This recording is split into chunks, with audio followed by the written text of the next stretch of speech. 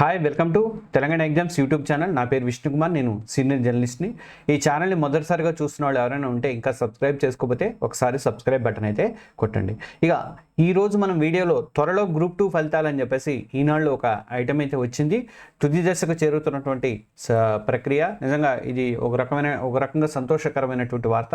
అయితే గ్రూప్ 1 తేలకుండా గ్రూప్ 2ని ఎలా ఇస్తారన్న దాని మీద కూడా ఒక కసరత్తు అయితే చేస్తున్నారు. ఆల్రెడీ అప్పీల్ అయితే చేశారు కాబట్టి ఇక ఆ అంకం ముగిసిపోయింది. దాన్ని తేలేదాకా ఇక అట్లా నడుస్తుంటుంది. కోర్టులో నడిచిన తర్వాత ఈ మధ్యకాలంలో ఏం చేస్తానంటే గ్రూప్ 1కి గ్రూప్ 2లో కూడా సెలెక్ట్ అయ్యి గ్రూప్ 1కి సెలెక్ట్ అయిన వాళ్ళు ఎంతమంది, అలా గ్రూప్ 3లో కూడా సెలెక్ట్ అయ్యి గ్రూప్ 2లోకి సెలెక్ట్ అయ్యి గ్రూప్ 1కి సెలెక్ట్ అయిన వాళ్ళు ఎంతమంది, అట్లా మొత్తం చూస్తారంటే బ్యాక్లాగ్ పోస్టులు అనేవి మిగలకుండా ప్రయత్నం అయితే చేస్తుంది టీజీపీఎస్సీ. దానికోసం ఒక కసరత్తు అయితే చేస్తుంది.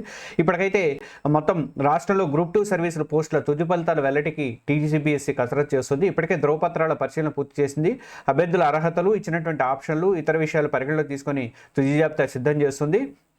3 నెలల క్రితమే ఈ ఫలితాన్ని వెల్లడించాలని కమిషన్ భావించిన గ్రూప్ 1పై న్యాయ వివాదాల కారణంగా ఆలస్యం అనేది అయింది. గ్రూప్ 2 కింద 783 పోస్టులతో 2022లో టీజీపీఎస్సీ నోటిఫికేషన్ జారీ చేసింది. మొత్తం 5,51,855 మంది అప్లై చేసుకున్నారు. 2024 డిసెంబర్లో నిర్వహించినటువంటి రాత పరీక్షలకు 2,49,964 మంది, దాదాపు 50% మెంబర్సే ఎగ్జామ్ అయితే రాశారు. ఇంకా ఓఎంఆర్ పత్రాల్లో పొరపాట్లు, బబ్లింగ్ సరిగా చేయకపోవటము, ఇతర కారణాలతో 13,315 మంది అభ్యర్థుల్ని కమిషన్ అనర్హులుగా ప్రకటించింది. దారుణం ఇది. మీరు చాలా జాగ్రత్తగా బబ్లింగ్ అను ఈ ఓఎంఆర్ పత్రాల్లో పొరపాట్లు చేయటం అనేది చాలా ఇది. ఎందుకంటే 13,000 మందికి వాళ్ళల్లో వచ్చేవాళ్ళు కూడా ఉంటారు కదా, జాబ్లో వచ్చేవాళ్ళు కూడా ఉంటారు కదా, అలాంటి పొరపాట్లు జరగకుండా చూసుకోండి ఈసారి. ఇక మిగతా 2,36,649 మందికి వచ్చిన మార్కులతో జనరల్ ర్యాంకింగ్ జాబితాని ఈ ఏడాది అంటే 2025 మార్చి 11 వెల్లడించింది. 1:1 నిష్పత్తిలో అభ్యర్థులు ఎంపిక చేసి 3 దఫాలుగా ఈ డాక్యుమెంట్ పరిశీలన అనేది పూర్తి చేసింది. తొలి 2 విడతల్లో పరిశీలన పూర్తయిన తర్వాత సరైన అభ్యర్థులు అందుబాటులో లేక మిగిలిపోయినటువంటి పోస్టులకు తదుపరి మెరిట్ జాబితా నుంచి 3వ దఫా పరిశీలన కూడా పిలిచింది.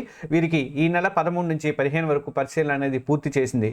ఇక కొన్ని పోస్టులకు అవసరమైనటువంటి వైద్య పరీక్షలు కూడా కంప్లీట్ అయితే అయిపోయినాయి. అంటే మెడికల్కి అవసరమైనటువంటి మెడికల్ పూర్తి కూడా అయిపోయినాయి. ఇక గ్రూప్ 2 కూడా రావచ్చు, గ్రూప్ 3 కూడా రావచ్చు అని చెప్పేసి ఒక దీంట్లోనే ఇచ్చారు ఐటము.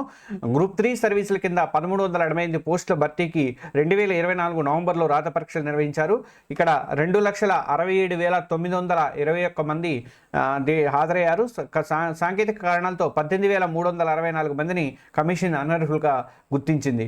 ఇక మిగతా 2,49,557 మంది అభ్యర్థులతో ఇప్పటికే జిఆర్ఎల్ లిస్ట్ను కూడా ప్రకటించేసింది. మార్చి 14నే ప్రకటించేసింది. ఇక మెరిట్ జాబితాలో ఉన్నటువంటి అభ్యర్థులు జూన్లో ధ్రువపత్రాల పరిశీలన నిర్వహించిన కమిషన్ షెడ్యూల్ అయితే ప్రకటించింది. అయితే అభ్యర్థుల నుంచి వచ్చిన విజ్ఞప్తులతోటి ఈ వాయిదా అయితే పడ్డది. గ్రూప్ 2 తుది ఫలితాల వెల్లడికి పరిపాలన ప్రక్రియ పూర్తయిన తర్వాత గ్రూప్ 3 కింద కూడా డాక్యుమెంట్ వెరిఫికేషన్ అయితే నిర్వహించే అవకాశం అయితే ఉందని చెప్పేసి అంటున్నారు. గ్రూప్ 1కి సంబంధించి ఇప్పటికే ఆల్రెడీ సింగిల్ బెంచ్ ఇచ్చిన దాని మీద అప్పీల్ చేసింది. అది హైకోర్టులో విచారణ జరిగిన తర్వాత దానికి సంబంధించినటువంటి ఒక నిర్ణయం, అంటే ఇప్పుడు గ్రూప్ 1 రాస్తున్న వాళ్ళల్లో సెలెక్ట్ అయిన వాళ్ళు ఉంటారు కదా, అలా వాళ్ళు ఎవరైనా గ్రూప్ 2లో కూడా సెలెక్ట్ అయ్యి గ్రూప్ 3లో కూడా సెలెక్ట్ అయిన వాళ్ళు ఉంటే వాళ్ళని తప్పించడం, ఒకవేళ ఆల్రెడీ సెలక్షన్ ఉండిలో ఉంటే అట్లా వాళ్ళని ఏం చేయాలని చూసుకొని దాన్ని బట్టి ఈ గ్రూప్ 2 గ్రూప్ 3 ఫలితాలని వెల్లడించే అవకాశాలు అయితే ఉన్నాయి.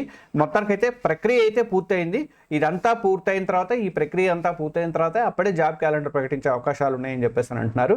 ఇప్పటికే మాజీ సిఎస్ శాంతికుమారి ఆధ్వర్యంలో మొత్తం అన్ని డిపార్ట్మెంట్ల నుంచి కూడా వివరాలు అనేది రాబడుతున్నారు. ఇంకా పోలీసు ఉద్యోగాలకు సంబంధించి నేను మనం ఒక వీడియో ఇచ్చాం. 12,000 మంది దాకా 12,000 పోస్టులకు అయితే వచ్చే అవకాశాలు అయితే ఉన్నాయి. మిగిలిన పోస్టులకు సంబంధించి కూడా ఇంకా ఈ కలెక్షన్ అయితే జరుగుతుంది. ఇది తొందరగా జరిగితే మాత్రము ఈ జాబ్ క్యాలెండరు అంటే ఇప్పుడంతా ఇది అంటే అక్టోబర్ వరకు ఏమైనా జాబ్ క్యాలెండర్ ఇస్తారేమో నేను అనుకుంటున్నా. నేను ఊహాగానాలు మాత్రమే, నేను హామీ అయితే ఇవ్వట్లేదు.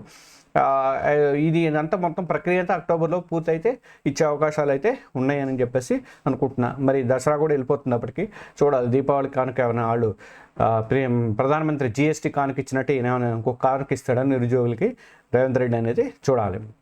ఇది వాటి వీడియో. మన వీడియోని లైక్ చేసిన మీరందరూ కూడా సబ్స్క్రైబ్ చేసుకున్నందుకు మీ అందరికీ కూడా కృతజ్ఞతలు.